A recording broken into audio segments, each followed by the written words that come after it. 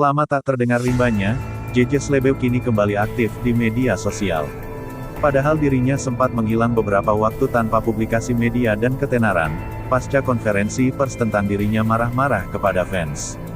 Namun kini JJ terlihat sudah menerima berbagai endorsement produk-produk pilihan, salah satunya adalah skincare dan minuman boba. Tapi bukannya didukung, JJ malah ditagih utang oleh temannya. Ada apa ya? Slogan Slebeo diblokir. JJ atau pemilik nama asli Jasmine Laticia itu kerap menggaungkan jargon Slebeo di akun media sosialnya. Bahkan akhirnya dia viral dengan sebutan JJ Slebeo. Namun Kementerian Komunikasi dan Informatika Kominfo memblokir jargon Slebeo tersebut lantaran dinilai memiliki arti yang tidak baik dan terkesan porno. Meski begitu, ketenaran JJ yang sempat redup justru kembali pasca isu jargon tersebut diblokir. Dirinya kini banyak menerima endorsement dari berbagai produk, seperti kosmetik, skincare, dan minuman boba. Dirinya pun mulai aktif kembali di media sosial Instagram dan memposting beberapa fotonya selain kebutuhan endorsement. Ditagih utang. Pada salah satu postingan JJ Slebeo tentang minuman boba yang mengendorsemen dirinya, wanita cantik bertubuh mungil ini justru mendapat komentar yang tak terduga.